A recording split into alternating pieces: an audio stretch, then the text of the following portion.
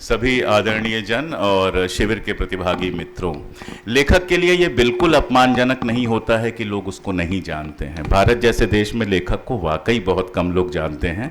ये तो यूट्यूब वगैरह आ गया तो लोग चेहरे वेहरे पहचानने लगे। मैंने कभी पत्रकारिता नहीं की है।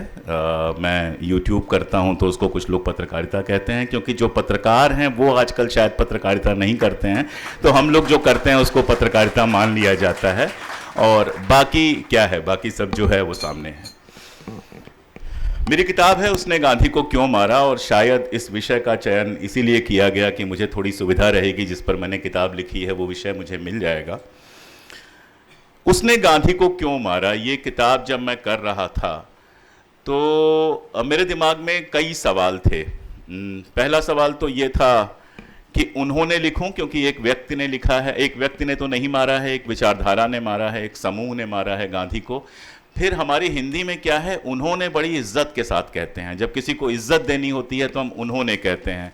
तो मैंने हिंदी में तो उसको उसने गांधी को क्यों मारा किया, लेकिन जब अंग्रेजी में ट्रांसलेट किया उसको, तब वाई दे किल्ड कर दिया, तब मैंने उसको उन्होंने कर दिया। तो भाषा का संकट था। तो निश्चित रूप से गांधी की हत्या किसी गोडसे ने नहीं की थी, किसी एक व्यक्ति ने नहीं की थी। किसी एक व्यक्ति से महात्मा गांधी की दुश्मनी हो भी नहीं सकती थी। जिस तरह का उन्होंने जीवन जिया, जो उनके विचार थे, हम लोग आगे धीरे धीरे उस तरफ बढ़ेंगे। महात्मा गांधी की मृत्यु को देखने का, या महात्मा गांधी की हत्या को देखने का, और महात्मा गांधी की हत्या के बाद लगातार अपने ही लोगों के हाथों उनकी हत्या का, उनके विचार की हत्या को देखने का जो तरीका हो सकता है, वो भारत के अंदर आज़ादी की लड़ाई के दौरान जो दो अलग अलग विचारधाराएं थीं, उन विचारधाराओं के टकराव के रूप में देखने का ही रास्ता हो सकता है। और किसी भी तरह से आप जाएंगे, षड्यंत्र थ्योरी बनाएंगे, तो वो सच होगा भी तो अधूरा सच होगा। अब वैसे तो कपूर कमीशन ने एक लाइन में सारा मामला सॉल्व कर दिया, जब वो कहते हैं कि महात्मा गांधी की हत्या के लिए सावरकर और उनके समूह के या गिरोह के कारनामे के अलावा कोई और कारण हो ही नहीं सकता है। तो आपको षड्यंत्र थ्योरी की तरह देखना है तो 2 घंटे बताया जा सकता है, कब किसने किसको बंदूक दी, कब किसने किससे बात की, कौन किससे मिलके निकला, क्या किया। वो कहानियां बड़े आराम से सुनाई जा सकती हैं, लेकिन उससे बहुत अच्छी फिल्में चूंकि बन चुकी हैं और हम सबने फिल्में देखी हैं, तो बेहतर हो कि उस घटना को छोड़कर हम 2 विचारों के टकराव के रूप में देखें। और इसके लिए सबसे पहले हमें यह स्वीकार करना पड़ेगा कि अंग्रेज जब भारत में आए थे तो हम एक मुल्क नहीं थे। इस बात को बहुत कायदे से स्वीकार करना पड़ेगा। बहुत सारे लोगों को बहुत सारा दर्द होता है। हम एक उपमहाद्वीप थे जिसमें छोटे छोटे छोटे कई सारे देश थे, भाषाओं में बटे हुए, बाकी सारी चीज़ों में बटे हुए, और उनके बीच में लगातार एक संघर्ष चल रहा था। और सामाजिक तौर पर भी हम उतने ही बटे हुए थे। हमारे यहाँ वर्ण व्यवस्था थी, बाकी सारी चीज़ें। जब थी कह रहा हूँ उसका मतलब ये नहीं कि आज ख़त्म हो गई हैं, मैं उस दौर के बारे में सिर्फ बात कर रहा हूँ। ऐसे में एक विदेशी ताकत आती है हमारे यहाँ। विदेशी वो इस रूप में थी कि हमारी जो साझा एक संस्कृति, एक कुछ चीज़ें जो कॉमन थी, कश्मीर से लेकर कन्याकुमारी तक या पेशावर से लेकर आप चले जाओ नॉर्थ ईस्ट तक, वहाँ तक जो कुछ चीज़ें हमारी कॉमन थी, वो उनके साथ बिल्कुल अनकॉमन थी। वो एक नए तरह की थ्योरी लेकर आए थे, एक नए तरह का राज्य करने का सिद्धांत लेके आए थे। वाणिज्य जो था वो उनका मुख्य उद्देश्य था जब वो आए। और कॉलोनाइजेशन, पूरे यूरोप में जो विकास हुआ, कॉलोनाइजेशन उसके मूल में था। तो वो कॉलोनी बनाने के लिए आए थे, ये बिल्कुल क्लियर था। उपनिवेश बनाने के लिए वो आए थे।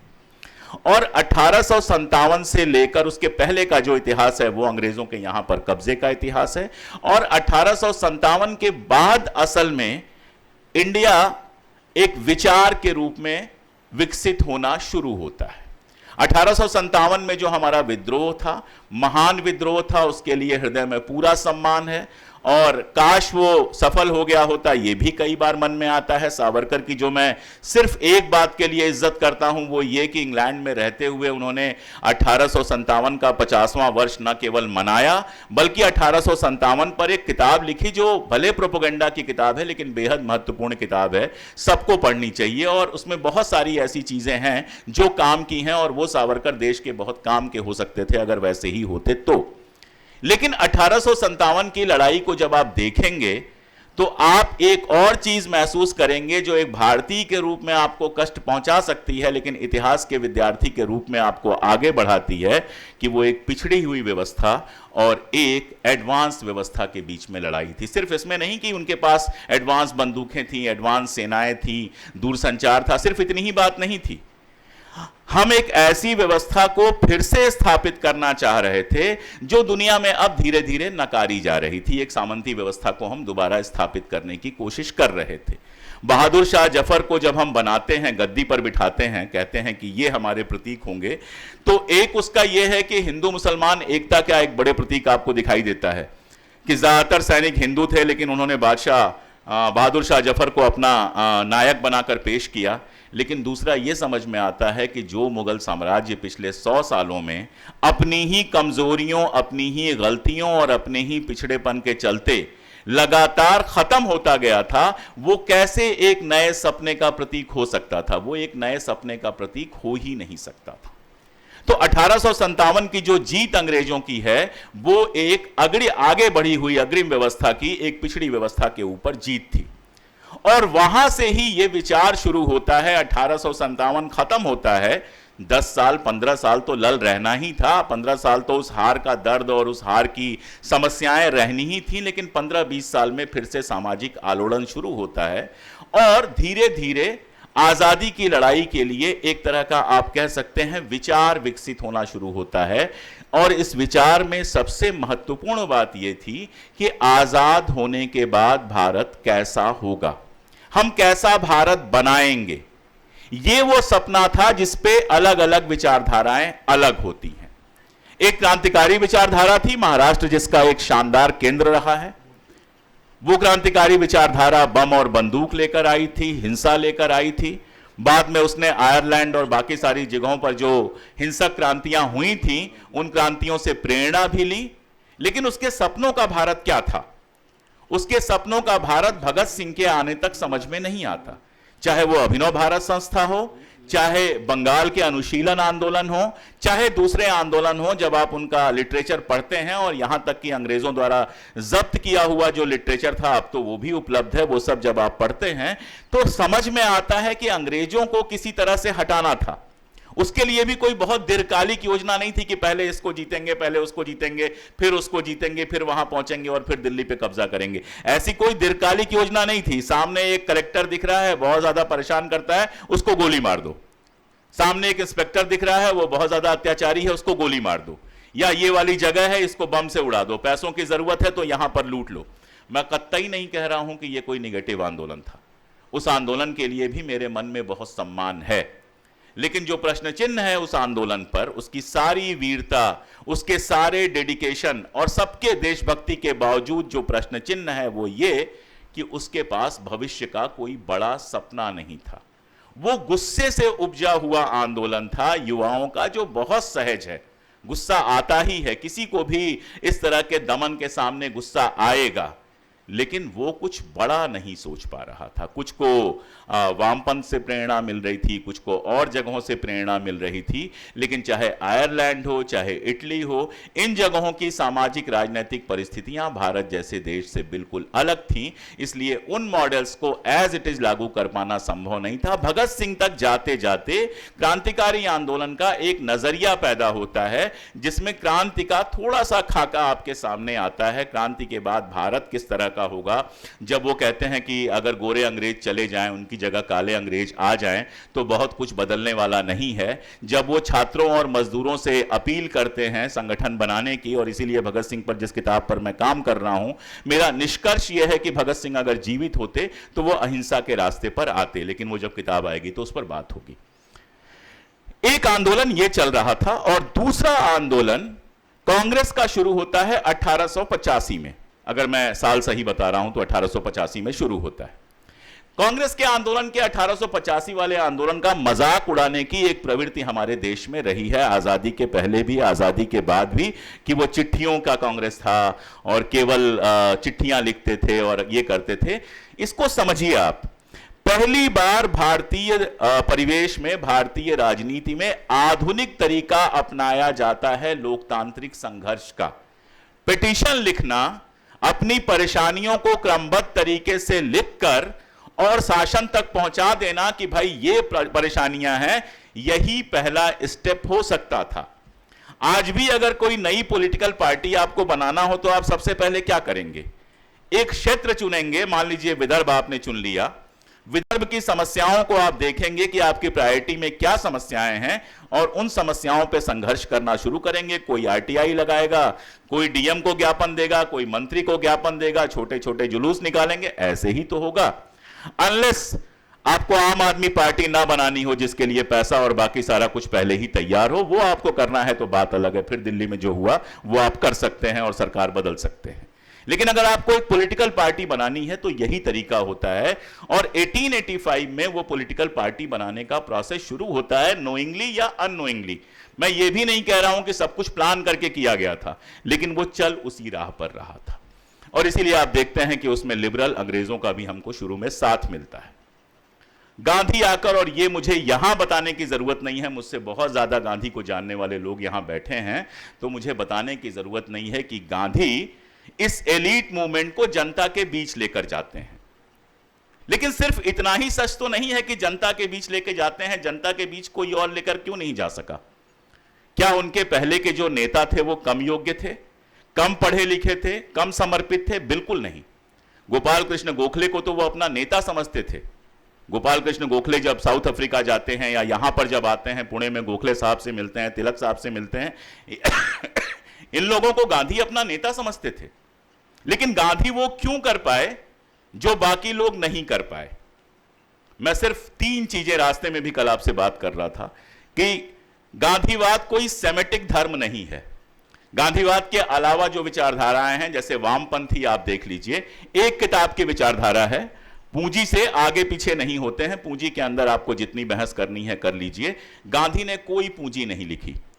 कई बार लड़के मुझसे कहते हैं कि सर गांधीवाद समझना है, कौन सी किताब पढ़ूं? तो सच में कोई एक किताब मेरे समझ में नहीं आती है कि इनको एक किताब बता दो और गांधीवाद समझ में आ जाए। मैं 4-5 किताबों का एक क्रम बना के दे देता हूं कि इसको पढ़ लो और उसके साथ साथ जो है नवजीवन वगैरह से कुछ किताबें मंगा के, जो पतली पतली गांधी जी की किताबें हैं अहिंसा पर, बाकी सब वो पढ़ते रहो। तो गांधी ने कोई ऐसी विचारधारा नहीं दी जो एक किताब में सूत्रबद्ध विचारधारा हो। गांधी, जैसा कि बता रहे थे आप, कि लगातार काम करते रहे और अपने काम से लगातार सीखते रहे और वही सिखाते रहे। लेकिन इस पूरी प्रक्रिया में 3 ऐसी चीजें थीं जो गांधी जी की शुरुआत से लेकर और उनकी हत्या तक नहीं बदलती हैं, बल्कि उनकी हत्या की वजह बनती हैं। उन 3 सिद्धांतों पर अगर कोई चलता है तो मैं मानता हूं कि वो महात्मा गांधी के रास्ते पर चल रहा है। सबसे प्रमुख अहिंसा, अहिंसा के बारे में हम बात करेंगे। दूसरा सर्वधर्म समभाव, और तीसरा जातीय भेदभाव का विरोध। मैं यहां यह नहीं कह रहा हूं कि अंबेडकर बेहतर थे या गांधी बेहतर थे, इस तरह की बहसों में मैं बिल्कुल नहीं पड़ता। यह मुझे दुनिया की सबसे मूर्खतापूर्ण बहसें लगती हैं। लेकिन गांधी जहां से शुरुआत करते हैं और जहां अंत करते हैं, जातिवाद का विरोध उनके एजेंडा में हमेशा बना रहता है, सर्वधर्म समभाव उनके एजेंडा में हमेशा बना रहता है, और अहिंसा उनके एजेंडा में हमेशा बनी रहती है। ये तीनों आपको कौन सा लिवरेज देते हैं जानते हैं? ये आपको मोरल लिवरेज देते हैं, नैतिक बल आपको देते हैं, नैतिक साहस देते हैं आपको। आप दुनिया के सामने खड़े होकर, और उस दुनिया के सामने जिसके पास जेट बन रहे थे, हवाई जहाजें बन रही थीं, जो दूसरी आलमी जंग, दूसरा विश्व युद्ध करने जा रही थी, पहला विश्व युद्ध कर रही थी, जिसके पास सारी ताकत और पैसा था, वहां पर गांधी इन 3 नैतिक मूल्यों के साथ आते हैं और ये स्थापित करते हैं कि ये भारतीय संस्कृति के मूल में है। जो बात आप, अब जिस बात से आपने अपनी बात खत्म की थी, धर्म को वो दूसरे प्लेन पर लेकर चले जाते हैं। जो धर्म कुछ पंडे पुजारियों के कैद में था, उसको उससे मुक्त करके आम जनता के बीच लेकर जाते हैं और धर्म से उदाहरण देकर सर्वधर्म समभाव, अहिंसा और जातिवाद के विरोध की बात करते हैं। एक छोटा सा किस्सा मैं आपको सुना दूं। जो लोग गुजरात से परिचित होंगे, मैं तो काफी टाइम वहां पे रहा हूं, बोरसद करके एक जगह है, बोरसद, डाकोर बोरसद, ये सब है। बोरसद में एक कार्यक्रम था जिसमें गांधी जी को बुलाया गया था और उसमें मनुस्मृति पर बात होनी थी।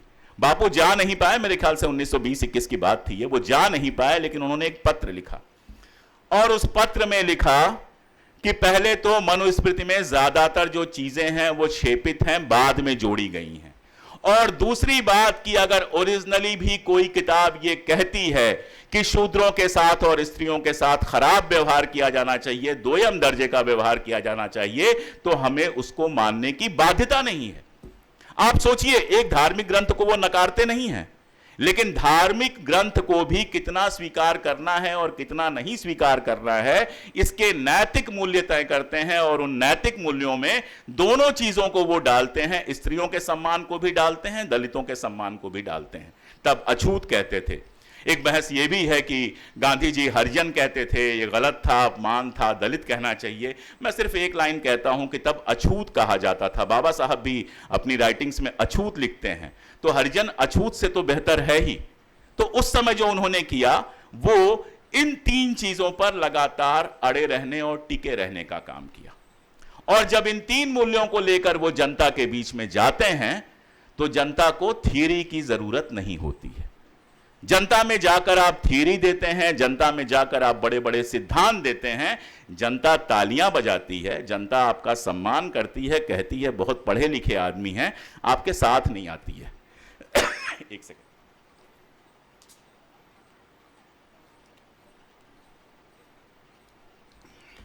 वो बड़ी अच्छी बात से शुरुआत हो गई, मुझे वो नहीं कहना पड़ेगा कि Gandhi is not a subject of intellectual debate.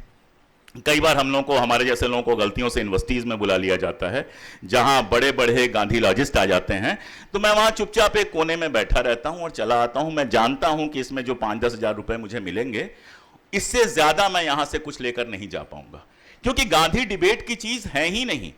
आप गांधी को बहुत महीन महीन महीन करते जाएंगे तो कपास का जैसे बुनने के लिए होता है ना, उसको जरूरत से ज्यादा महीन कर देंगे तो उससे ना कपड़ा बुनेगा ना किसी और काम आएगा।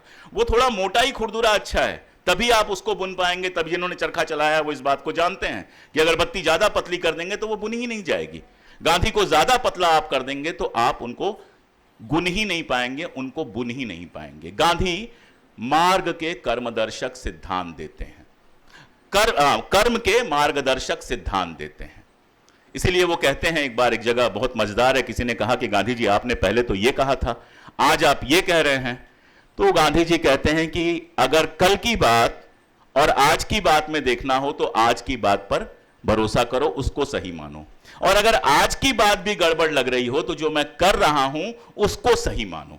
वो एक संघर्ष में शामिल होते हैं, जनता के बीच जाते हैं, जनता के बीच प्रयोग करते हैं, अपने 3 या 4 मोरल कैंपास बनाते हैं, उसको नहीं छोड़ते हैं, और बाकी सारी चीजों पर टैक्टिकल लगातार वो आगे बढ़ते चले जाते हैं।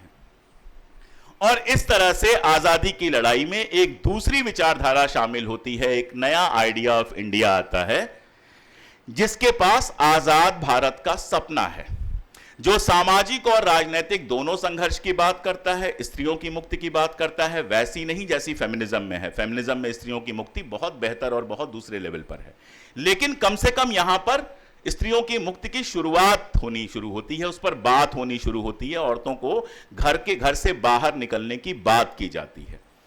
दलितों की मुक्ति की बात करती है, वैसी नहीं जैसी डॉक्टर अंबेडकर करते हैं, वो बिल्कुल दूसरे हायर प्लेन पे करते हैं, लेकिन यहां एक शुरुआत होती है, एक मुद्दा जो हमारे सामाजिक विमर्श में था ही नहीं, वो मुद्दा हमारे सामाजिक विमर्श में शामिल होता है।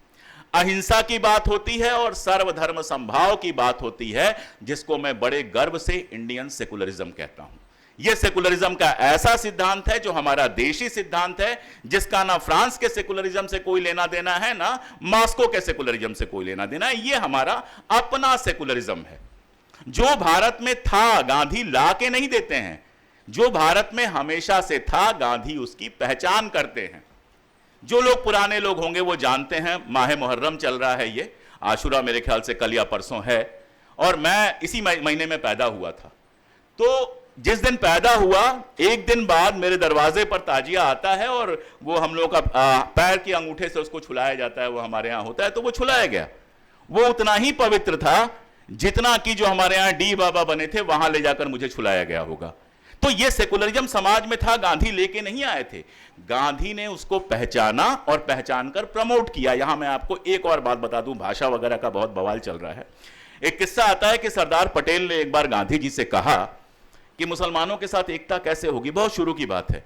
बोले मुसलमान तो नॉनवेज खाते हैं और हिंदू नॉनवेज नहीं खाते हैं। तो गांधी जी हंसे।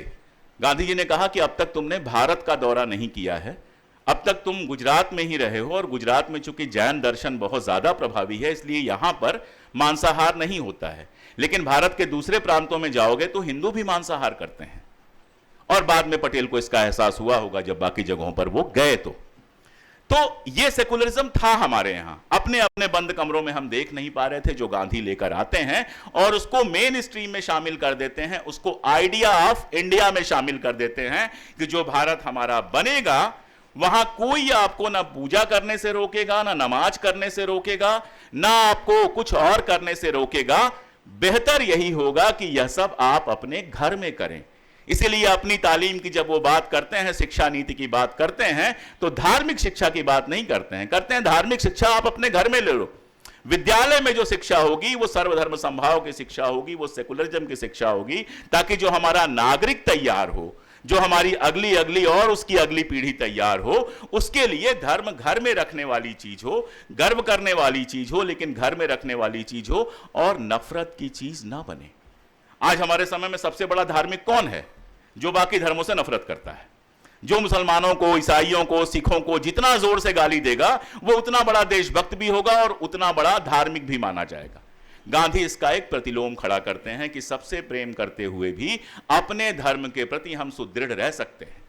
और जीवन भर की उनकी प्रार्थना सभाओं के सारे डिटेल्स हैं, अब तो सब कलेक्टेड हैं, आप लोग पढ़ना चाहें। खासतौर पे युवा लोगों से मैं कहूंगा कि उनके प्रार्थना प्रवचन जरूर पढ़ें।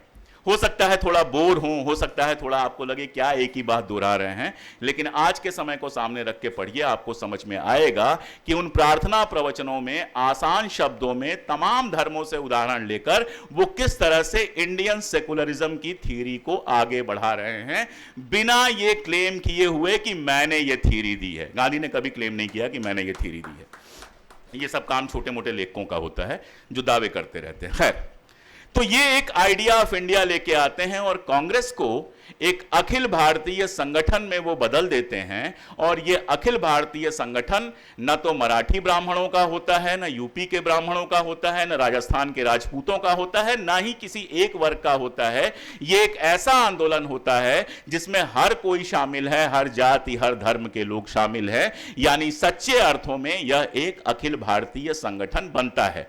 अब आप कहेंगे गांधी को क्यों मारा पर बात करने आया था और लगातार आइडिया ऑफ इंडिया पे बात कर रहा है। तो अगले पर चलते हैं कि एक तीसरी कौन सी विचारधारा थी जो आजादी की लड़ाई लड़ भी नहीं रही थी और एक भविष्य के भारत की कल्पना कर रही थी। इसमें दो अलग अलग सिद्धांतों को मैं एक साथ लेता हूं। एक तरफ जिन्ना की मुस्लिम लीग, जो सिर्फ जिन्ना की नहीं थी, जिन्ना तो बाद में आए थे। एक तरफ मुस्लिम लीग और दूसरी तरफ हिंदू महासभा या इस तरह के संगठन, या मैं कहूंगा कि धार्मिक कट्टरपंथी संगठन। यह एक तीसरी धारा थी। इस धारा की खूबी यह थी कि यह सत्ता से कहीं टकरा नहीं रही थी, अंग्रेजों के साथ कोई सीधे संघर्ष में नहीं थी। 1857 को समझना चाहिए। 1857 की लड़ाई में जो लीडरशिप थी वो मुसलमानों के हाथ में थी और मुसलमानों का जबरदस्त तरीके से दमन हुआ था। इस बात को समझना चाहिए। इस बात को समझे बिना आजादी की लड़ाई थोड़ा कम समझ में आती है। और यही वजह होती है कि 1857 के बाद जो बचा खुचा मुस्लिम एलीट था वो ये प्लान करता है कि हम अंग्रेजों से टकराने की जगह उनसे मिलजुल के रहेंगे। अलीगढ़ मुस्लिम यूनिवर्सिटी की स्थापना और उसका पूरा प्रोसेस, इकबाल साहब का सारा कुछ आप देखेंगे तो आपके समझ में आएगा कि वो अंग्रेजों के साथ मिलजुल के चलने की एक नीति होती है। और शायद उस समय उनको सुरक्षित रखने के लिए वो ठीक भी थी। मैं उसका बहुत मुखालिफत उसकी मैं नहीं कर रहा हूं यहां खड़ा होके।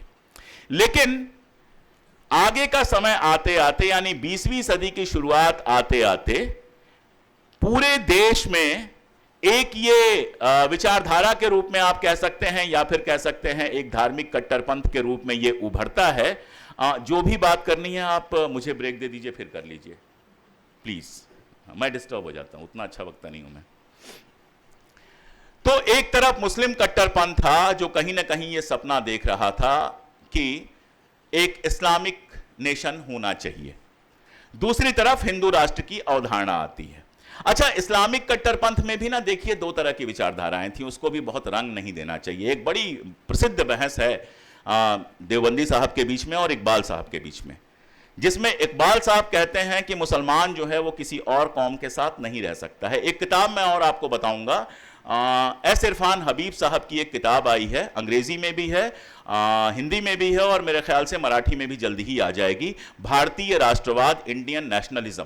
उस समय जितने तरह की बहसें चल रही थी राष्ट्रवाद की, उसमें 2-3 लेख मैंने भी अनुवाद किए उनके अंग्रेजी से हिंदी में। तो जितनी तरह की बहसें चल रही थी इकबाल से लेके, और सारी बहसें आपको एक साथ मिल जाएंगी, और वो आज़ादी की लड़ाई के मूवमेंट को समझने में, विचारधारा को समझने में बहुत मददगार किताब होगी। तो इकबाल साहब थे जो ये कह रहे थे कि हिंदू और मुसलमान एक साथ नहीं रह सकते, क्योंकि मुसलमान जो है वो अलग कौम है और उसका अलग मुल्क होगा, वो किसी और कौम के साथ एक मुल्क में नहीं रह सकती।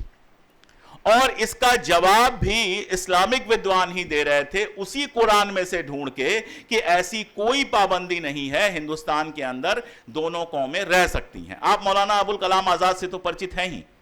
मौलाना अबुल कलाम आजाद सबसे पहले और सबसे ज्यादा कुरान के एक्सपर्ट थे। पैदा ही हुए थे वो मक्का में, और उनकी सारी पढ़ाई घर पे हुई थी, और उनकी दीनी तालीम हुई थी। मॉडर्न तालीम तो वो बाद में ले पाते हैं, और कांग्रेस के सीनियर लीडर्स में से अकेले थे जिनको अंग्रेजी बहुत अच्छी बोलनी नहीं आती थी, और जब लिखते भी हैं अंग्रेजी में किताब तो वो बुलवा के लिखते हैं, खुद नहीं लिखते हैं, क्योंकि उनकी सारी तालीम जो है दीनी तालीम हुई थी। लेकिन कुरान के बड़े विद्वान थे वो। उसी कुरान से ढूंढ ढूंढ के वो एग्जाम्पल लेके आ रहे थे कि मुसलमान और हिंदू साथ में रह सकते हैं। ये स्पेशल उदाहरण मैं इसलिए आपको दे रहा हूं क्योंकि ये दोनों तरफ चल रहा था। सावरकर, आरएसएस और हिंदू कट्टरपंथ पूरा राष्ट्र के नए सिद्धांत दे रहा था, और सबका मतलब उसके डिटेल में जाने की जरूरत नहीं है, इतना ही था कि हिंदुओं का अलग राष्ट्र होना चाहिए, और अगर उसमें मुसलमान ईसाई रहते भी हैं तो दोयम दर्जे के। गांधी उसी गीता में से, उसी महाभारत में से, उसी धार्मिक ग्रंथों में से एग्जाम्पल देकर बाकायदा सामने बताते हैं कि कैसे सारे धर्म साथ रह सकते हैं, इनके अंदर कहीं कोई दिक्कत नहीं है। यही दो विचारधाराओं की लड़ाई थी, और ये तीसरी जिसकी मैंने बात की, जिसमें एक तरफ मुस्लिम लीग खड़ी है और दूसरी तरफ आरएसएस, हिंदू महासभा और इस तरह के संगठन खड़े हैं, ये वो थे जिन्होंने आजादी की लड़ाई में हिस्सा नहीं लिया और जो लगातार धार्मिक देश बनाने की बात करते रहे। आप कभी ध्यान दीजिएगा, क्रांतिकारी कांग्रेस के लोगों से नाराज भी रहते थे, और अब तो इतने सारे रिसर्च आ गए हैं कि कांग्रेस के लोगों ने क्रांतिकारियों का बहुत सहयोग किया, हर लेवल पर सहयोग किया। एक कामा मैकलियन की किताब आई है, आपने मना किया था कोट मत करना, लेकिन मेरी आदत में है जी। एक कामा मैकलियन की किताब आई है जिसमें उन्होंने भारतीय क्रांतिकारियों पर बात की है और बताया है कि किस तरह कांग्रेस के लोग भारतीय क्रांतिकारियों की मदद किया करते थे, क्रांतिकारी आंदोलन की मदद किया करते थे। कभी आपने सुना कि किसी क्रांतिकारी ने किसी कांग्रेसी नेता की हत्या की हो? एक उदाहरण मुझे बता दीजिए। गांधी जैसा तो छोड़ ही दीजिए, नीचे के भी किसी नेता की हत्या की हो। या कभी आपने सुना कि किसी कांग्रेसी नेता ने गवाही दिलवाकर किसी क्रांतिकारी को जेल में बंद किया हो? इसको मैं कहता हूं कि ये दो रास्ते थे लेकिन मंजिल एक थी। क्रांतिकारी आंदोलन और कांग्रेस का आंदोलन, ये दो अलग अलग रास्ते थे, ये मंजिल एक थी। ये ऐसा था कि नागपुर आपको आना है दिल्ली से तो आप फ्लाइट से आएंगे कि ट्रेन से आएंगे, या फिर आप रुकते रुकाते आएंगे, ये फर्क था। दूसरी तरफ विचारधारा थी मुस्लिम लीग और हिंदू महासभा की, जिसकी मंजिल ही अलग थी, आइडिया ऑफ इंडिया ही अलग था। वो भारत वो बनाना ही नहीं चाहते थे जो क्रांतिकारियों या कांग्रेस के सपनों का भारत था, उनके सपनों का भारत ही अलग था। और यही वजह है कि गांधी दोनों विचारधाराओं के लिए सबसे बड़े शत्रु बनकर आते हैं। दोनों जब मैं कह रहा हूं तो मुस्लिम लीग और हिंदू महासभा की बात कर रहा हूं, क्रांतिकारी की बात नहीं कर रहा। आप मुस्लिम लीग का पूरा देखिए। मुस्लिम लीग को सबसे ज्यादा अगर किसी से प्रॉब्लम थी, गांधी से भी ज्यादा किसी से प्रॉब्लम थी, तो उन मुसलमानों से प्रॉब्लम थी जो हिंदू मुस्लिम एकता की बात कर रहे थे। मौलाना आजाद को गोली मारने की कोशिश की गई, खान अब्दुल गफ्फार खान के सगे भाई और उनकी पत्नी को गोली मार दी गई। खान अब्दुल गफ्फार खान के ऊपर कितनी ही बार हमले हुए। खान अब्दुल गफ्फार खान भी मुसलमान थे, कभी उन्होंने धर्म तो छोड़ा नहीं, नमाज पढ़ना तो कभी छोड़ा नहीं। मौलाना साहब तो मौलाना थे, उन्होंने तो ड्रेस भी नहीं छोड़ा। मोदी जी उनको तुरंत ड्रेस से पहचान जाते, क्योंकि वो एक ही वही ड्रेस पहनते रहे हमेशा। अपनी मुस्लिम पहचान को लेकर कभी वो कोई शर्मिंदगी उनके अंदर नहीं थी। लेकिन मुस्लिम लीग के सबसे बड़े दुश्मन कौन होते हैं? मौलाना आजाद, खान अब्दुल गफ्फार खान, रफी अहमद किदवई और इस तरह के तमाम कांग्रेसी मुस्लिम नेता जो हिंदू मुसलमान एकता की बात कर रहे थे। कभी सोचा है क्यों? क्योंकि धर्म की उनकी परिभाषा पर प्रश्न चिन्ह खड़ा करते थे। ये आज भी क्या होता है, मैं आपको बहुत ईमानदारी से बता रहा हूं कि जो कट्टरपंथी संगठन आज हमारे देश की सत्ता में है, उसको सबसे ज्यादा समस्या तब होती है जब कोई तथाकथित सवर्ण वर्ग का हिंदू जो है वो उसके ऊपर सवाल उठाता है। उसको लगता है ये तो हमारा आदमी है, इसको तो हर तरह से हमारे साथ होना चाहिए, और शायद इसीलिए हम जैसे अभागों की जिम्मेदारी ज्यादा हो जाती है, इसीलिए शायद हम जो हैं, इसीलिए हमारे जैसे लोग जो हैं उनकी सबसे ज्यादा जिम्मेदारी हो जाती है कि जो सच हम जानते हैं उसको पूरे हिम्मत के साथ कहें। इसी तरह हिंदू महासभा के लिए सबसे बड़ा दुश्मन कोई था तो वो महात्मा गांधी थे। कारण बहुत साफ है, सनातन शब्द आज बहुत प्रचलित हो चुका है, बहुत ज्यादा प्रचलित हो चुका है, और ऐसा मान लिया गया है कि हिंदू होने का मतलब सनातन होना है। सनातन और हिंदू जो हैं वो कोई पैरेलल चीज है, कोई बिल्कुल साथ साथ चलने वाली चीज है। हम लोग रास्ते में बात कर रहे थे कि पहला हमला तो गांधी जी के ऊपर पुणे में हुआ था। पुणे नगर पालिका उनको सम्मान दे रही थी, सम्मान लेने आ रहे थे, और उसी समय उनके ऊपर बम फेंका गया। और अगर आप कपूर कमीशन की इंक्वायरी पढ़ेंगे, मैं हर गांधीवादी से कहता हूं कपूर कमीशन की इंक्वायरी एक बार जरूर पढ़ लेना चाहिए। तो अगर आप वो पढ़ेंगे तो पता चलेगा कि उस समय गोडसे और आप्टे दोनों वहां पर मौजूद थे, दोनों ही मौजूद थे वहां पर। अच्छा, पुणे नगर पालिका में जो सम्मान मिल रहा था वो किस लिए मिल रहा था? वो सम्मान जो वो लगातार अछूत विरोधी आंदोलन चला रहे थे, छुआछूत विरोधी आंदोलन चला रहे थे, अस्पृश्यता विरोधी आंदोलन चला रहे थे, उस आंदोलन के लिए पुणे नगर पालिका उनको सम्मानित कर रही थी। अब इससे किसी को क्या दिक्कत हो सकती है? इसी से सनातनियों को दिक्कत थी। उसके बाद जो गांधी जी ने पत्र लिखा है एक नेहरू जी को, आप उसमें पढ़िए। कहते हैं सनातनियों का हमला मेरे ऊपर लगातार बढ़ता जा रहा है, जैसे जैसे अस्पृश्यता विरोधी आंदोलन जड़ें जमा रहा है, गहरे में जा रहा है, सनातनी नई नई गालियां लेकर आ रहे हैं। यानी आप समझिए कि सनातनी उस दौर में किसको कहा जाता था? जो जाति प्रथा को लेकर जरा भी समझौता करने को तैयार नहीं था, उसको सनातनी कहा जाता था। समय कितना है मेरे पास? अगर समय हो तो मैं सवाल भी है। हाँ, अभी कितना बज रहा है? 12 मिनट बोल सकता हूँ ना? अच्छा, उसके बाद भी? ठीक है, ठीक है, ठीक है, ठीक है, आप बता दीजिएगा 5 मिनट पहले मुझे। मैं आपको बताऊं एक और मजेदार बात, किससे याद आते जाते हैं। हिंदू महासभा कैसे बनी आप जानते हैं? किसी को पता है हिंदू महासभा कैसे बनी? आप लोगों को छोड़ के आप लोग तो जानते ही होंगे, मैं युवाओं से संबोधित हूं।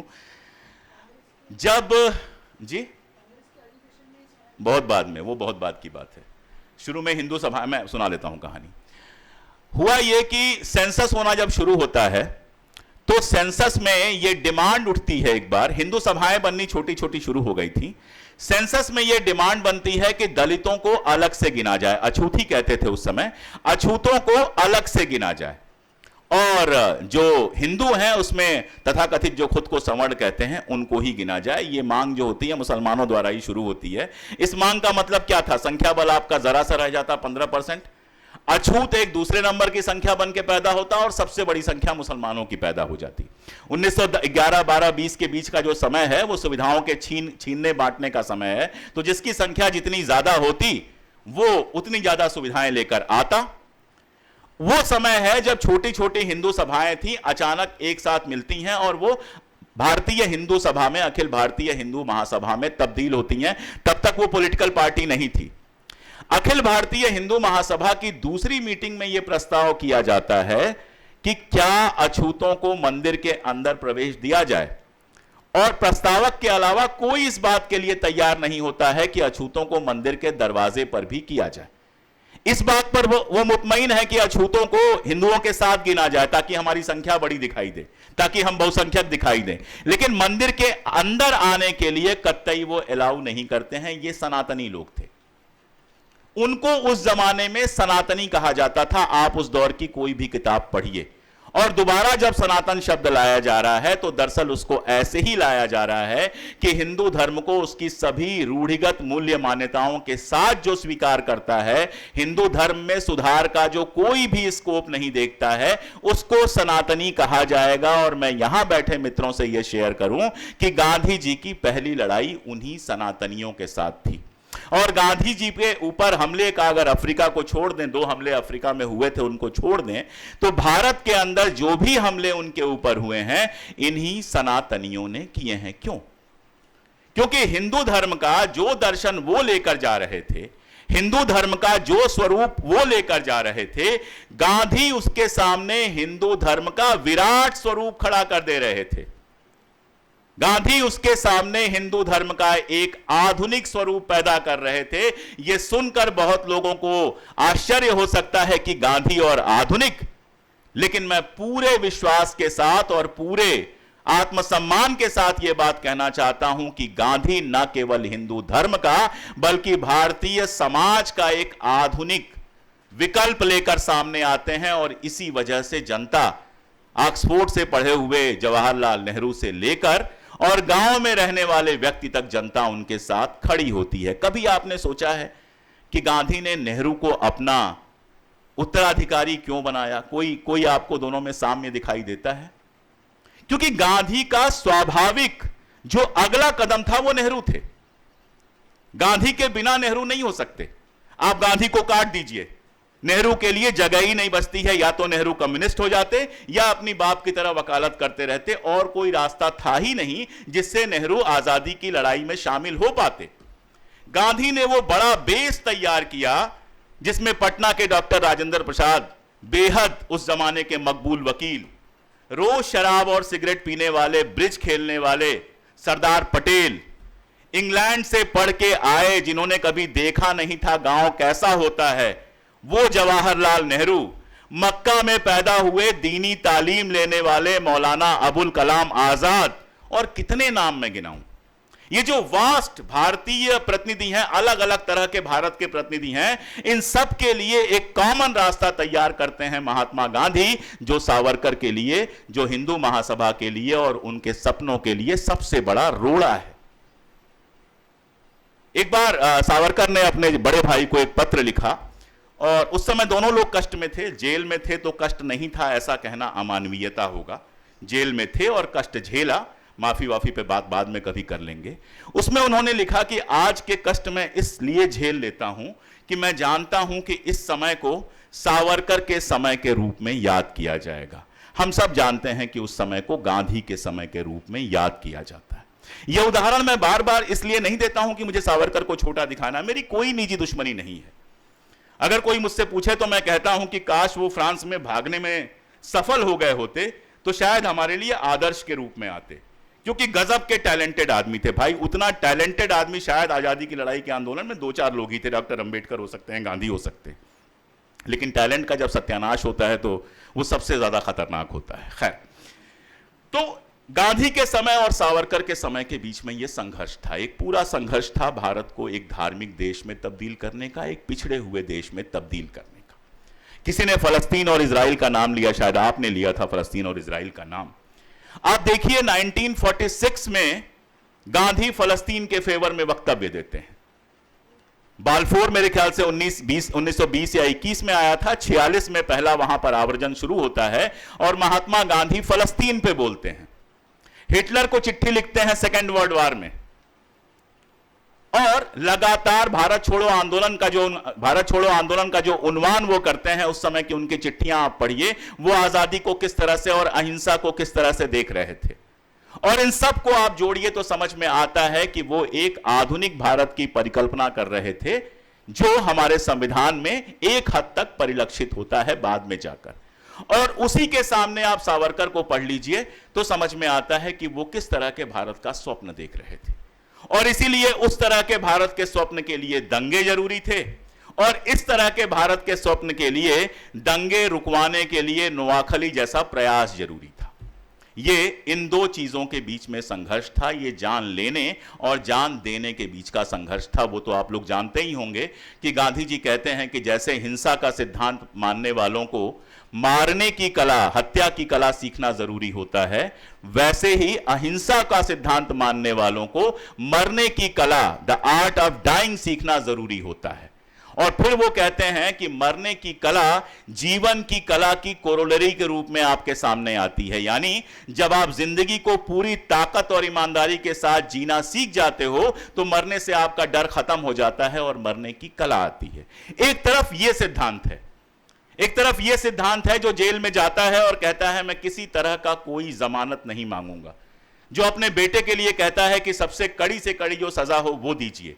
और एक तरफ दूसरा सिद्धांत है जो जेल में जाता है और पहले ही साल माफी मांगना शुरू कर देता है, जो गवाहियां देते हैं, क्या क्या करते हैं, सब कुछ करते हैं। यह सिर्फ कायरता का सवाल नहीं है।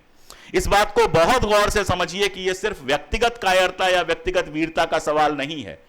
यह उस सिद्धांत का प्रस्फुटन है। आप अगर उस रास्ते पे चलेंगे तो आपको वहीं जाना है, आप इस रास्ते पे चलेंगे तो आपको यहीं जाना है। ऐसा नहीं कि आप कमजोर हैं या मजबूत हैं। तो इन दोनों सिद्धांतों के बीच की बात थी और लगा यह था लोगों को कि गांधी को मार के गांधीवाद को खत्म किया जा सकता है। यह भी मैं बार बार कहूंगा कि यह भी वही होता है जब सिद्धांत व्यक्ति आधारित होता है। आपको लगता है एक किताब को अगर सारी दुनिया में आप प्रतिबंधित कर देंगे तो उसका सिद्धांत खत्म हो जाएगा। आपको लगता है एक व्यक्ति को मार देंगे तो उसका आंदोलन खत्म हो जाएगा, क्योंकि वो व्यक्ति ही उसमें सर्वे सर्वा होता है। लेकिन जहां हर आदमी छोटा गांधी हो, जहां गांधी के पीछे चलने वाले हर व्यक्ति में एक छोटा सा गांधी जिंदा हो, कोई टेकमपुर का गांधी हो, कोई हेतमपुर का गांधी हो, कोई गोरखपुर का गांधी हो, कोई सीमांत गांधी हो, इतने सारे गांधियों को कैसे खत्म किया जा सकता था? इसलिए उसने गांधी को तो मारा, लेकिन गांधी की अंतिम जीत उनकी मृत्यु के साथ ही मिली। वो तो दंगे रुकवाने के लिए सारी कोशिशें कर रहे थे, भूख हड़ताल पर बैठे थे, अपील जारी कर रहे थे, इनसे बात कर रहे थे, उनसे बात कर रहे थे। दंगे रुके कैसे? गांधी की हत्या से रुके। उम्र हो ही गई थी, बहुत जीते 10 साल और जी जाते और 100 साल जीने का सपना तो गांधी छोड़ चुके थे, खुद ही कह चुके थे कि अब मेरी इच्छा नहीं रही है। तो उनको मारकर क्या मिला? उनको मारकर यही मिला कि गांधी ने अपनी मृत्यु में अपनी अंतिम जीत हासिल की और विभाजन की विभीषिका से टूटे हुए देश में एक नई स्फूर्ति पैदा होती है, लोग साथ में खड़े होते हैं और देश के अंदर दंगों की समस्या से उस समय हल मिल जाता है। मेरे विषय का आखिरी हिस्सा था आज का समय। पहली बात तो यह कि कोई दूसरा गांधी नहीं पैदा होने वाला है। एक बात बिल्कुल दिमाग से निकाल दीजिए कि किसी, क्या उनका नाम लूं मैं, कोई अन्ना या कोई भी दूसरा गांधी हो सकता है, ये दिमाग से निकाल दीजिए। ये दुनिया का सबसे बड़ा मजाक होता है, दूसरा गांधी, दूसरा मार्क्स, दूसरा नेहरू, दूसरा अशोक पांडे नहीं हो सकता कोई। ईमानदारी की बात है, एक ही होता है व्यक्ति, वो अपने समय की पैदाइश होता है। गांधी अपने समय की पैदाइश थे। जैसे एक एग्जांपल दूं मैं, गांधी अगर लंगोटी पहनते थे, क्यों पहनते थे? शौकिया नहीं पहनते थे। अफ्रीका गए थे तो शानदार सूट पहन के गए थे। आप तस्वीर देखिए, बेचारी कस्तूरबा को अंदर उन्होंने मोजा पहना दिया है बिल्कुल अंग्रेजी स्टाइल में। आप देखिए ना उनकी जो पहली तस्वीरें हैं। लंगोट क्यों पहनी उन्होंने? क्योंकि भारत का सबसे गरीब किसान एक लंगोट पहने हुए व्यक्ति को अपने जैसा समझ पाता था, उसमें अपने आप को देख पाता था।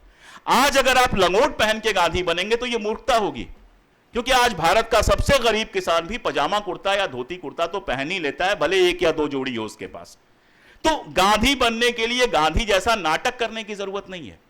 गांधी ने किया, अपने नैतिक मूल्यों के साथ अपने समय में निडर होकर हस्तक्षेप किया, अहिंसा के साथ।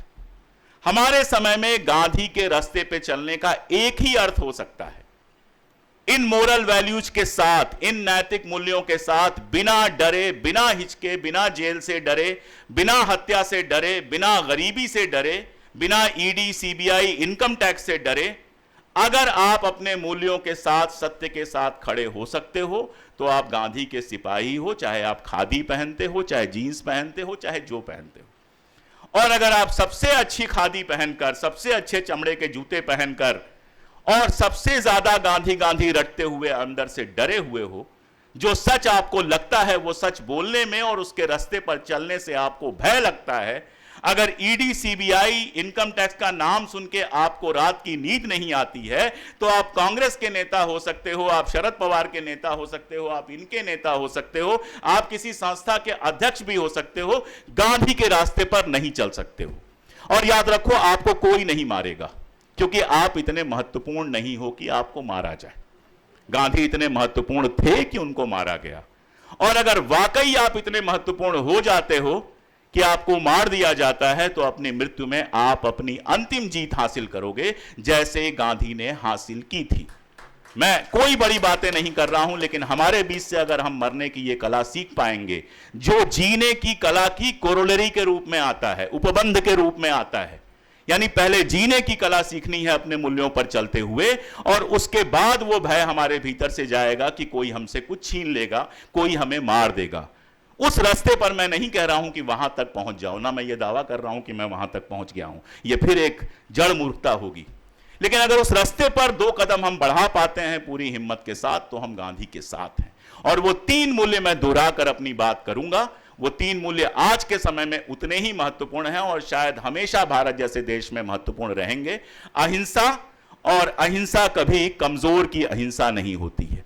हमेशा एक मजबूत व्यक्ति अहिंसक हो सकता है। आप किसी को माफ तभी कर सकते हैं जब उसको सजा देने भर की ताकत आपके अंदर है।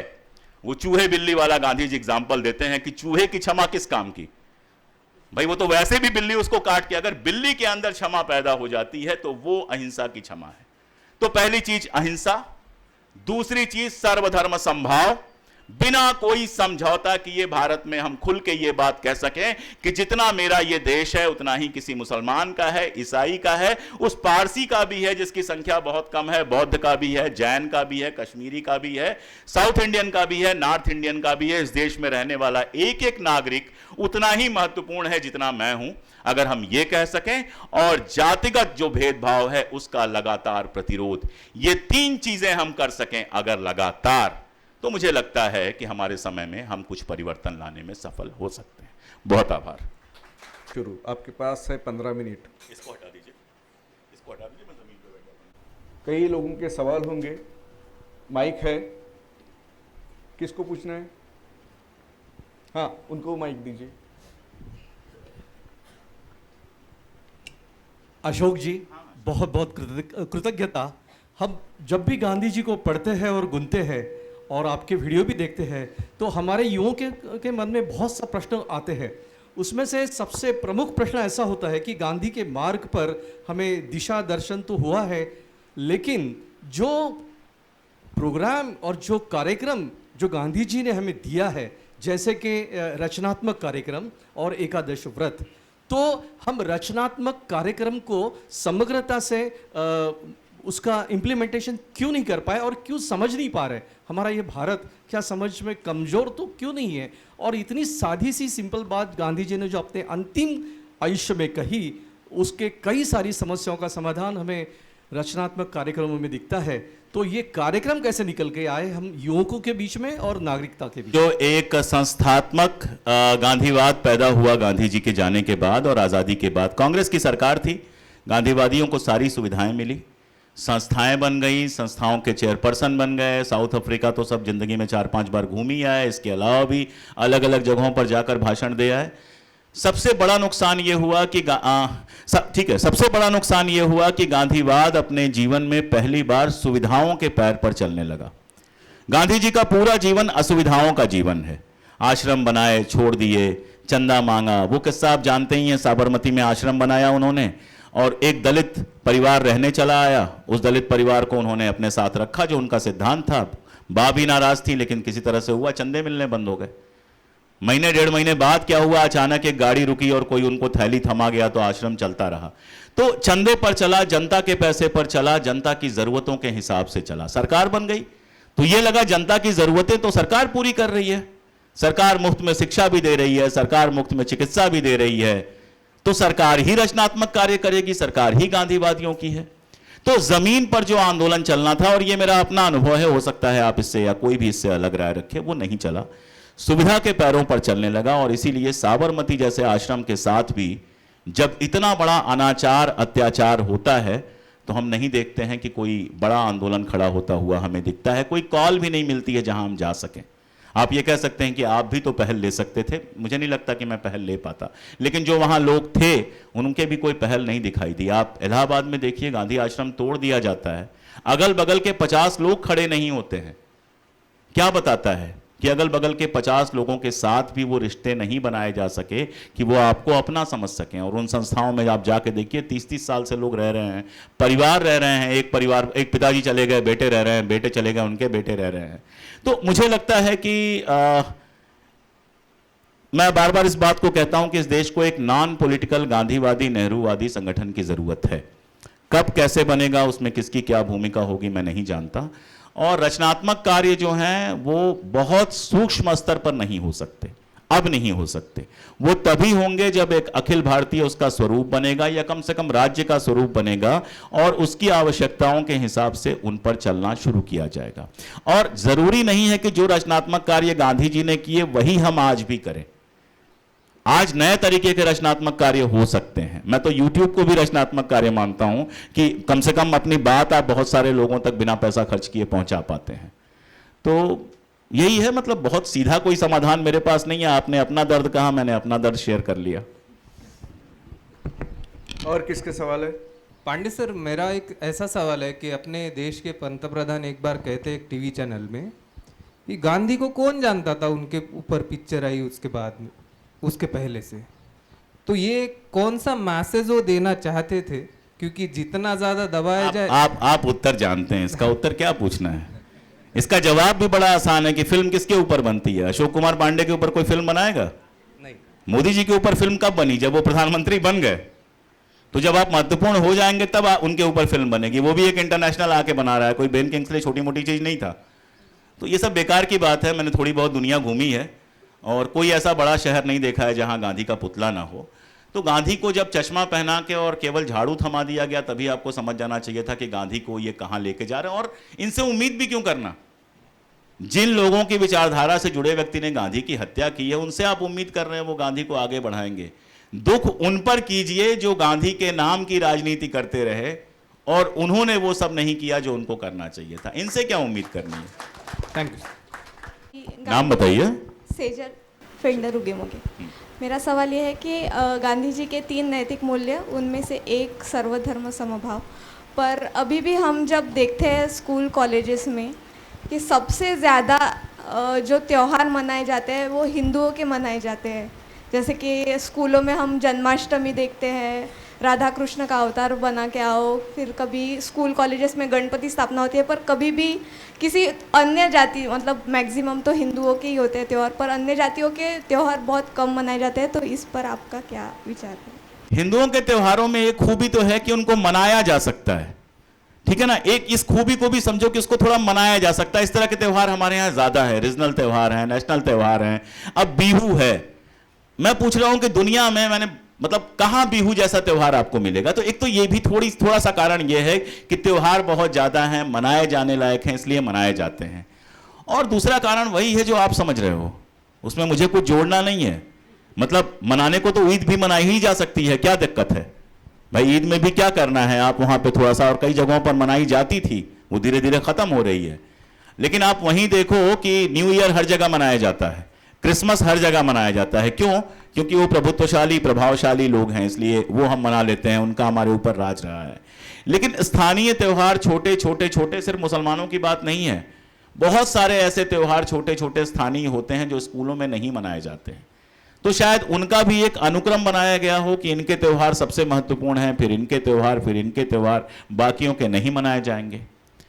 तो आप समझ, जो सवाल आप ये पूछ रहे हो, मैं जानता हूं आप उसका उत्तर जानते हो और मैं आपके उत्तर से सहमत भी हूं, लेकिन उसमें बस जोड़ रहा हूं कि कहीं ना कहीं स्थानीयता का मामला भी होता है।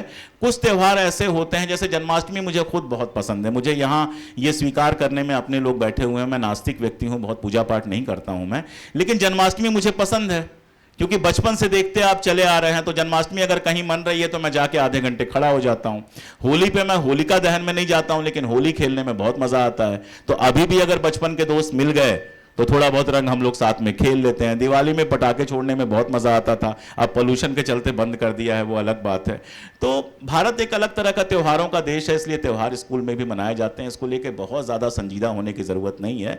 दुख बस इतना है कि दूसरे धर्मों के जो त्योहार मनाए जाते थे वो भी धीरे धीरे बंद हो रहे हैं। हमारे बचपन में ईद मनाई जाती थी, हमारे बचपन में ईद का एक सांकेतिक प्रोग्राम होता था। इसके अलावा भी कुछ छोटे छोटे, जैसे मुझे याद है मुहर्रम के महीने में थोड़ा सा स्कूल का माहौल बदला रहता था, जबकि मुसलमान बहुत ज़्यादा नहीं थे। मैं शिशु मंदिर में पढ़ा हूँ, भारतीय ये RSS वाली, और सिर्फ 4 लड़के मुसलमान थे, फिर भी थोड़ा सा स्कूल का माहौल बदला रहता था। मुझे नहीं लगता अब ऐसा होगा। तो समाज के अंदर जब सर्वधर्म संभाव नहीं होगा तो स्कूल में कहाँ से होगा? समाज में होगा तो स्कूल में अपने आप जाएगा। मुसलमानों का और बाकी सबका एडमिशन होना मुश्किल हो रहा है। बड़ा सवाल यह है, उनको इतना, बच्चों को आपस में इतना परेशान किया जा रहा है कि कई बार स्कूलों से लोग नाम कटवा देते हैं। बड़ा सवाल यह है। नमस्ते सर, मेरा नाम आशीष है, वर्धा से आया हूँ। रिसेंटली एक मूवी आई थी सर, उसमें हमारा एक मराठी इंडस्ट्री के अमोल कोल्हे करके एक्टर है, उन्होंने नथुराम गोडसे के यानी वो भूमिका की थी। तो उसमें कुछ ऐसा, मैंने मूवी तो नहीं देखी लेकिन ट्रेलर देखा था कि उसमें ऐसा दिखा है कि इंडिया और पाकिस्तान का जो विभाजन हुआ उसके वजह से वो एक मेन मुद्दा था कि उन्होंने उनकी हत्या की। तो आपके इनके बारे में क्या विचार है? उसमें अगर कहा जाए कि हिंदू राष्ट्र बनेगा तो जितने मुसलमान हमारे यहाँ हैं उनको कैसा लगेगा? उनको कैसा लगना चाहिए? अगर उनको लगे कि एक ऐसा हिंदू राष्ट्र बनने वाला है जहां वो 2ym दर्जे के नागरिक रहेंगे, तो क्या उसी सम्मान के साथ वो भारत के नागरिक बने रहना चाहेंगे जिससे आज हैं? नहीं रहना चाहेंगे। आजादी के पहले तो मुसलमानों के और बड़े एरिया थे। ये लोग हमेशा बात करते हैं वो कौन सा भारत बनाएंगे? संयुक्त भारत को क्या कहते हैं? अखंड भारत बनाएंगे। मैं कहता हूं अखंड भारत बना दो, भारतीय जनता पार्टी कभी सरकार ही नहीं आएगी। भाई अफगानिस्तान के मुसलमान, पाकिस्तान के मुसलमान, बांग्लादेश के मुसलमान, कहां से सरकार आएगी? इतनी सीटें तो वहीं से आ जाएंगी। तो जब इतना बड़ा देश था, इतने सारे मुसलमान थे, उसमें अगर आप हिंदू राष्ट्र की बात करते हो तो आप ये कैसे उम्मीद कर सकते थे कि वह आपके साथ हिंदू राष्ट्र की उस परियोजना में वैसे ही शामिल होंगे? मैं हमेशा एक बात करता हूं कि आप में से बहुत सारे लोग ग्रामीण इलाकों से होंगे और खासतौर पे जो मेरी उम्र के आसपास हैं उन्होंने ऐसे दृश्य बहुत देखे होंगे। घरों के विभाजन क्यों होते हैं? भाई भाई के बीच में बंटवारा क्यों होता है? एक बूढ़ा आदमी है, उसके 2 बच्चे हैं, रोज शाम को नौकरी से आते हैं और रोज लाठियों से लड़ते हैं, रोज गाली करते हैं, रोज घर का खाना खराब होता है। बूढ़ा आदमी कहता है यार इससे अच्छा है तुम दोनों अलग अलग रहो। विभाजन के लिए वो 2 लड़के जिम्मेदार हैं कि बूढ़ा आदमी जिम्मेदार है? आप 1939 से लेके बल्कि 37 से लेके 47 तक का देख लो, इस देश को हिंदू मुसलमान में बांटने के लिए लगातार दंगे हो रहे हैं, लगातार हत्याएं हो रही हैं। कहीं कुछ हो रहा है, कभी कोहट में दंगा हो रहा है, कभी भागलपुर में हो रहा है, कभी नोआखली में हो रहा है। दंगों का इतिहास अगर 37 से 47 का लिखा जाए तो कम से कम 500 पन्ने की किताब बनेगी। और उसके बावजूद गांधी लगातार कोशिश कर रहे थे कि विभाजन ना हो। नोआखली में वो क्यों गए थे? नोआखली में वो क्यों गए थे? इसीलिए गए थे ना कि वहां पर बहुसंख्यक जो वर्ग था उसने अल्पसंख्यक वर्ग के ऊपर हमला किया था। आप हिंदू और मुसलमान के टर्म में बात कर रहे थे, गांधी बहुसंख्यक और अल्पसंख्यक के बीच में बात कर रहे थे। आप सोचिए सांप्रदायिक एकता का इससे सुंदर इलाज कौन दे सकता था जब गांधी लगभग सिद्धांत के रूप में यह कहते हैं कि अगर देश में शांति चाहिए तो जहां जो बहुसंख्यक है वहां वो अल्पसंख्यक की रक्षा करे। और ये उस समय में कह रहे हैं जब बहुत सारे इलाके ऐसे थे जहां मुसलमान बहुसंख्यक थे और बहुत सारे इलाके ऐसे थे जहां हिंदू बहुसंख्यक थे। और गांधी हर जगह अल्पसंख्यक के साथ खड़े होते हैं। नोआखली में जाते हैं हिंदुओं के साथ खड़े होते हैं क्योंकि हिंदू अल्पसंख्यक थे। दिल्ली आते हैं मुसलमानों के साथ खड़े होते हैं क्योंकि मुसलमान यहां पर अल्पसंख्यक थे। और पाकिस्तान जाने की तैयारी करते हैं वहां हिंदुओं को बचाने के लिए। तो गांधी जी जिम्मेदार हो गए विभाजन के लिए। और जो यहां से वहां तक दंगे कराते फिर रहे हैं, एक हिंदू राष्ट्र चाहिए, एक को मुस्लिम राष्ट्र चाहिए, तो हमारे यहां कबीरदास जी लिख गए हैं कि कह रहीमदास जी कह रहीम कैसे निभे बेर केर को संग। बेर मतलब, बेर आप जानते हैं कांटों वाला होता है, केर मतलब केला। वे डोलत रस आपने इनके फाटत अंग। बेर अगर हिलेगा हवा से तो केला फट जाएगा उसके कांटे से, दोनों साथ में रह ही नहीं सकते। तो जब आपने हिंदू और मुसलमान को बेर और केर में कन्वर्ट कर दिया तो गांधी जी बेचारे क्या कर लेते? तो जिम्मेदार कौन था? और कोल्हे साहब मेरे ख्याल से शरद पवार जी के साथ थे, अब किसके साथ है मैं नहीं जानता। जब वो घटना हुई थी उसके बाद उनको मेरी किताब उसने गांधी को क्यों मारा गिफ्ट किया था, और बाद में उन्होंने कहा था कि मुझसे गलती हो गई, मुझे ये फिल्म नहीं करनी चाहिए थी, मैं नहीं जानता। तो मैं समझ नहीं पाता कि ये सब बिना जाने आप लोग विधायक सांसद बना कैसे देते हैं, जनता कैसे बना देती है और वो पार्टियां कैसे बना देती हैं ऐसे लोगों को। फिर वही होता है कि हवा बदलती है और बेर केर में चला जाता है, केर बेर में चला जाता है। अभी आपके यहां से कांग्रेस के कुछ बहुत गंभीर लोग जो हैं उधर गए हैं जी। मेरा एक सवाल ऐसा आखिरी है सवाल, हाँ। जो पूना पैक्ट के बारे में है, जो स्वतंत्र निर्वाचन क्षेत्र के बारे में मांग को लेकर गांधी जी अनशन को बैठे थे पूना में, तो ये बात को लेकर अलग अलग विचारधाराएं हैं, अलग अलग समझ और अलग अलग बातें होती रहती है। तो इसके बारे में फैक्ट क्या है, एक्चुअली फैक्ट क्या है? कि फैक्ट तो कभी एक होता नहीं है, जहां से आप खड़े होकर देखेंगे वहां से अलग फैक्ट दिखाई देगा। 3-4 फैक्ट देख लीजिए। अलग जो आप उसकी बात कर रहे हैं विधानसभा क्षेत्र की, मतलब उसके धर्म के हिसाब से दलितों के लिए अलग और उनके लिए वो जो थी, उसको लेने में सफल कौन हुए? मुसलमान सफल हुए। देश 2 हिस्सों में बट पाया क्योंकि मुसलमानों की केंद्रित आबादी कुछ इलाकों में थी, तो वो 2 हिस्सों में बट पाया। अब दलितों के साथ आप अगर देखेंगे तो दलितों की ऐसी कोई संकेंद्रित आबादी तो कभी नहीं रही है, वो पूरे देश में समान रूप से फैले हुए हैं, उत्तर प्रदेश से लेकर और इधर तमिलनाडु तक, या जहां तक भी आप देखना चाहें समान रूप से वो फैले हुए हैं। मान लीजिए कि उनको उस समय निर्वाचन अलग से मिल भी जाता, उससे सीटें बढ़ सकती थी, संसद के अंदर सीटें बढ़ सकती थी, इससे ज्यादा कुछ उस समय भी नहीं हो पाता। यह तो एक तथ्य है। दूसरा तथ्य यह है कि डॉक्टर बाबा साहब अंबेडकर उस पैक्ट के बाद बहुत खुश थे। कम से कम 2 ऐसे उदाहरण हैं जो मैंने अपनी किताब में भी दिए हैं, जब उन्होंने कहा है कि गांधी को, मुझे नहीं लगता था कि गांधी इतना कुछ देने को तैयार होंगे। यानी उस समय पर, उस मौके पर डॉक्टर अंबेडकर को वो सही लगा था। डॉक्टर अंबेडकर जब नाराज होकर पूना पैक्ट के बारे में लिखते भी हैं एक इलेक्शन के ठीक पहले, उसमें भी ये बात जो हमला करते हैं वो पूना पैक्ट पे नहीं करते हैं, वो गांधी, नेहरू और कांग्रेस पर, what Congress have done with the untouchables जो उनकी किताब के रूप में आता है, उसमें वो कांग्रेस पे हमला करते हैं कि पूना पैक्ट को ठीक से लागू नहीं होने दिया। वो कतई ये नहीं कहते हैं कि पूना पैक्ट गलत था। वो 700 पेज की किताब है, आप पलट के देख लीजिए। और सबसे आखिरी बात, वो अंग्रेजी में क्या कहते हैं, the proof of the milk is in pudding, है ना, इस तरह का कुछ है कि कैसा दूध है ये तो खीर में ही समझ में आता है।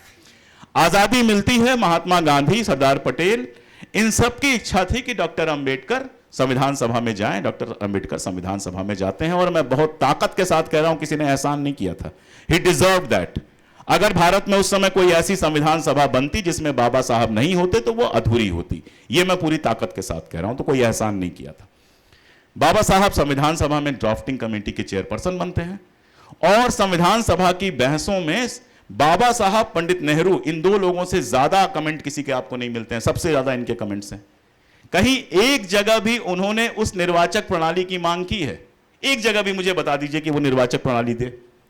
किस प्रणाली की मांग करते हैं? पूना पैक्ट में जो रिजर्वेशन की प्रणाली गांधी जी ने दी थी, उसी प्रणाली की मांग करते हैं, और उसको लागू करा पाना आज तक दलित आंदोलन एक जीत के रूप में लेता है।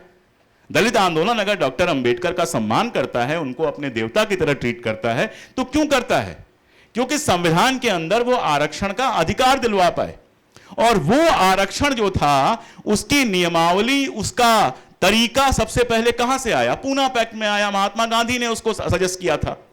महात्मा गांधी का पूना पैक्ट क्या था पूरा, जो उसमें उनका प्रपोजल था? रिजर्वेशन की प्रणाली थी ना। तो जब बाबा साहब खुद संविधान सभा के ड्राफ्टिंग कमेटी के चेयरपर्सन बनते हैं, संविधान का निर्माता उनको कहा जाता है, वहां पर वो आरक्षण की प्रणाली को चुनते हैं, और आज उसको सेलिब्रेट किया जाता है, और गांधी को गाली दी जाती है। अब इसको क्या कहा जाना चाहिए, आप समझ लीजिए। सर, आपने गांधी जी को कोट किया, सर आपने गांधी जी को कोट किया कि he was someone who dreamed of modern India and he and never claimed it. Okay, he had some principles of modern India. Okay, ग्रामोद्योग and all. तो अभी हम मॉडर्न इंडिया में जी रहे हैं, तो I doubt कि हम मॉडर्न इंडिया में जी रहे हैं। So my next question is, अगर हम मॉडर्न इंडिया में जी रहे हैं, तो आपको किस हद तक लगता है कि गांधी जी के जो सपने थे मॉडर्न इंडिया के, वो किस हद तक और किन एलिमेंट्स के तौर पर सिद्ध हो पाए हैं? देखिए, पहली बात तो ये कि हम मॉडर्न इंडिया में नहीं जी रहे हैं। हम एक, आप कह सकते हैं कि मोर टेक्निकली डेवलप्ड इंडिया में जी रहे हैं। मॉडर्न इंडिया में तब कहता है जब कास्ट सिस्टम यहां खत्म हो चुका होता है या कास्ट के आधार पर भेदभाव खत्म हो गया होता। मॉडर्न में तब कहता जब हमारा पीएम ये नहीं कहता कि कपड़े देख के पहचान लोगे या मंगलसूत्र चुरा ले जाएंगे तुम्हारा या भैंस चुरा ले जाएंगे। एक मॉडर्न देश में प्रधानमंत्री की ये भाषा नहीं होती है। ये मॉडर्न देश तो मैं नहीं कह सकता। मॉडर्निटी एक अपने आप में बहस का विषय है और मेरा बहुत इंटरेस्टिंग विषय है, तो मैं बोलूंगा तो 1 घंटा चला जाएगा। लेकिन मॉडर्न विचार सबसे पहले होंगे, उसके बाद देश विचार मॉडर्न होगा।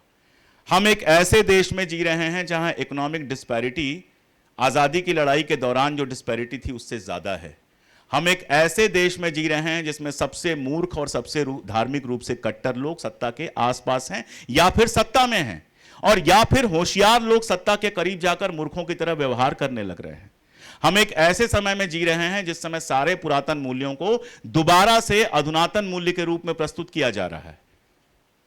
इसीलिए मैं कह रहा हूं कि गांधी एक मॉडर्न इंडिया का प्रपोजल दे रहे थे, जो जब मुझे शाम को बोलना होगा नेहरू पर तो मैं ये बात कहूंगा, जो जवाहरलाल नेहरू और उनके आसपास के लोगों के रूप में एक मूर्त रूप में हमारे सामने उनके जीवन काल में ही दिखना शुरू हो गया था।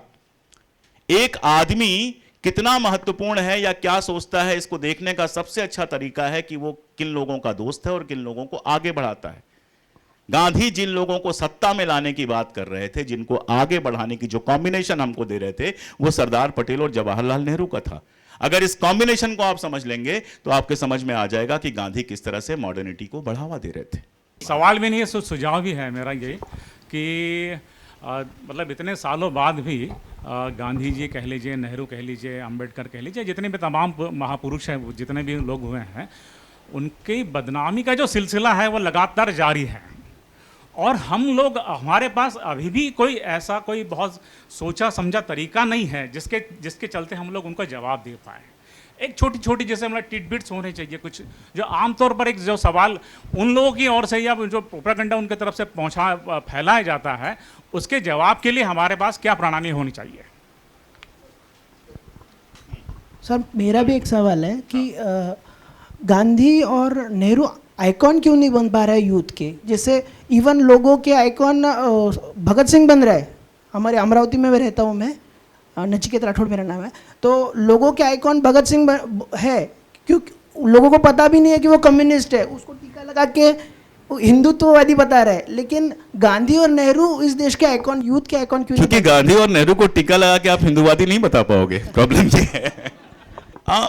जवाब देने का मामला 2-3 है, छोटा छोटा। मतलब मैं तो यही काम कर रहा हूँ, पिछले 10 साल से यही काम कर रहा हूँ, जवाब ही दे रहा हूँ और थक भी गया हूँ जवाब देते देते।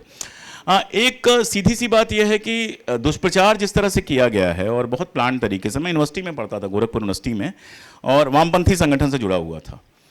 11 बजे रात को मेरे कमरे में आकर वाई आई किल्ड गांधी, मैंने गांधी को क्यों मारा, एक दोस्त रख गया, बोला कि मुझे पता है तू ये सब नहीं पढ़ता है, लेकिन एक बार पढ़ के देख ले, ढंग की चीज़ है। And I am very serious कि जब मैंने एक बार पढ़ा तो मैं खून मेरा खोल गया। 1 घंटे के लिए खोला, फिर अगले दिन थोड़ा सा खुद देखा, दोस्तों से बात किया, फिर मेरे समझ में आया उसमें क्या मूर्खताएं हैं। लेकिन दूसरा पक्ष मेरे पास पहुंचा ही नहीं। दूसरा पक्ष मेरे पास पंजा का निशान लेकर वोट मांगने आया, इससे ज्यादा पहुंचा ही नहीं। ये काम बहुत प्लान तरीके से और बहुत कायदे से होना चाहिए था। मैं आपको एक और घटना बता दूं।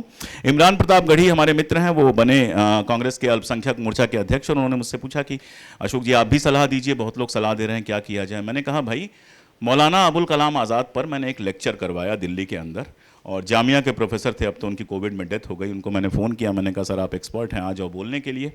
तो बोले अशोक 30 साल में पहली बार किसी ने मुझे मौलाना अबुल कलाम आज़ाद पर नॉन एकेडमिक मंच पे बोलने के लिए बुलाया है। तो मैंने उनसे कहा मौलाना अबुल कलाम आज़ाद को तो आप भी भूल गए। तो उन्होंने एक बड़ा कार्यक्रम किया और उसके बाद से इमरान लगातार उनके ऊपर कार्यक्रम कर रहे हैं।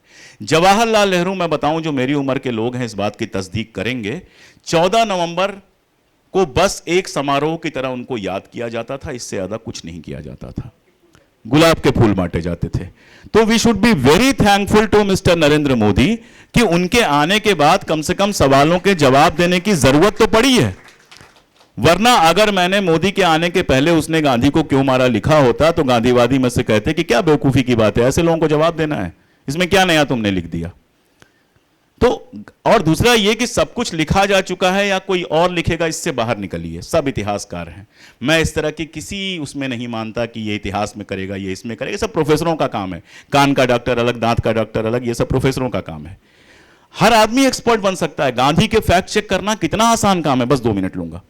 गांधी का लिखा सब कुछ ऑनलाइन मुफ्त में अवेलेबल है, ठीक है, सारा कुछ उपलब्ध है और बिल्कुल क्रम से। गांधी जैसा संपूर्ण तो किसी का दुनिया में है ही नहीं।